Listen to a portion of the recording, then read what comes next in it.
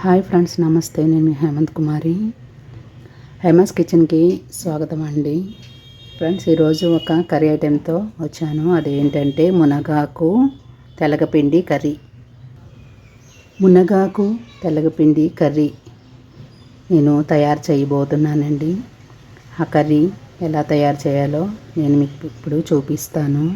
మొదటగా స్టవ్ వెలిగించుకొని కళాయి పెట్టుకుందాము. ఇందులో ఆల్రెడీ ఆయిల్ వేసుకున్నాను. ఆయిల్ బాగా మరగాలి.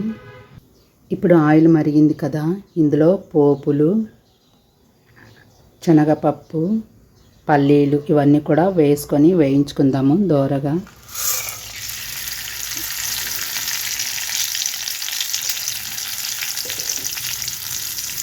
పప్పులు శుభ్రంగా వేగాలి. ఇప్పుడు పప్పులు వేగాయి కదా, ఇప్పుడు ఇందులో ఉల్లిపాయలు, పచ్చిమిర్చి, అల్లం ముక్కలు, కరివేపాకు వేసుకొని వేయించుకుందాము.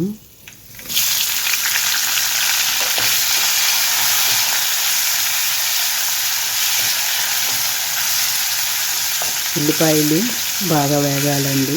ఒక ఎండుమిర్చి కూడా వేసుకోండి. ఒక ఎండుమిర్చి, ఒక వెల్లుల్లిపాయ కూడా వేసుకొని వేయించుకుందాము. ఉల్లిపాయలు వేగాలండి.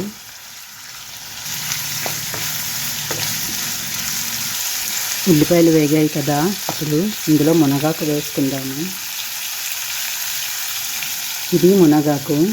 మునక్కాయలు మనం తెంపుకుంటాం కదా, దాని యొక్క ఆకు, లేత ఆకు. దీన్ని శుభ్రంగా కడిగి తెచ్చుకున్నానండి. దీన్ని ఇప్పుడు ఇందులో మనం వేసుకుందాము.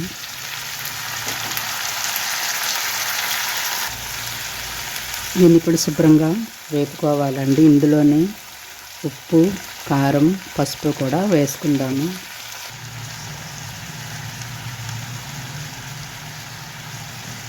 పసుపు,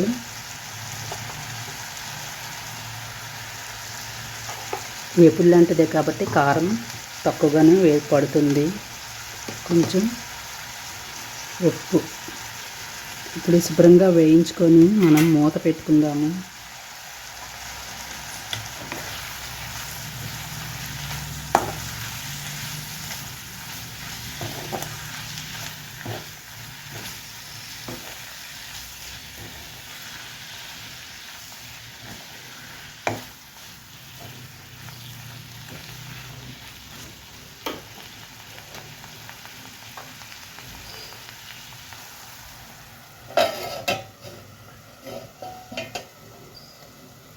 ఒక 5 minutes బాగా ఈ ఆకులు వేగాలండి.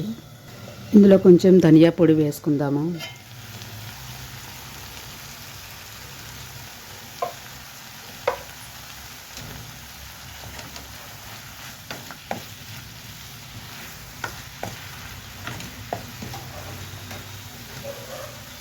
ఫ్రెండ్స్, ఇప్పుడు ఆకులు వేగాయి కదా, ఇందులో తెలగపిండి వేసుకుందాము. తెలగపిండి అంటే తెలిసే ఉంటుంది.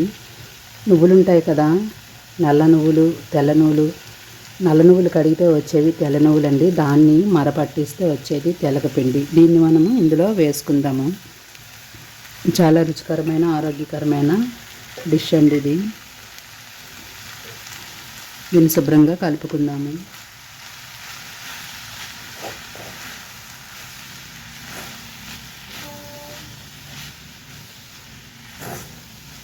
ఇప్పుడు ఇందులో కొంచెం వాటర్ వేసుకుందాము.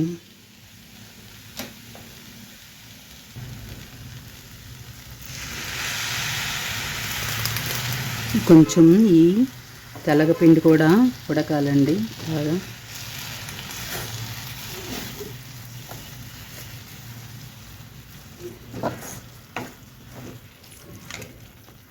ఒక నిమిషం పాటు ఉడికించుకుందాము.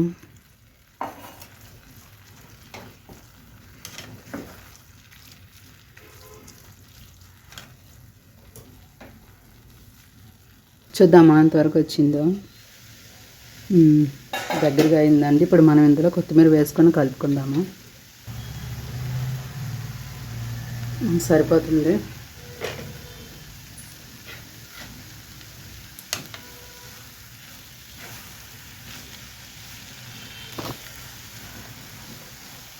Okay friends, అయిపోయినట్లే.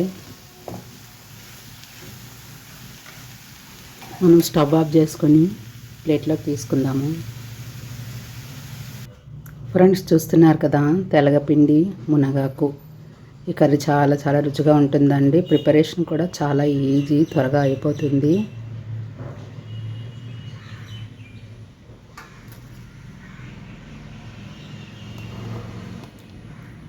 ఫ్రెండ్స్, ఇది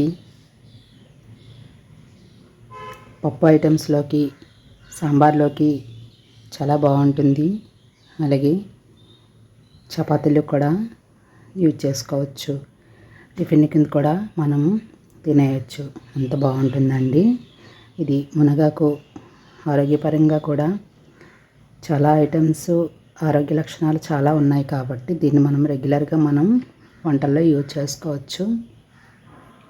ఓకే ఫ్రెండ్స్, నా డిష్ కనుక నచ్చినట్లయితే లైక్ చేయండి, మీ ఫ్రెండ్స్కి షేర్ చేయండి.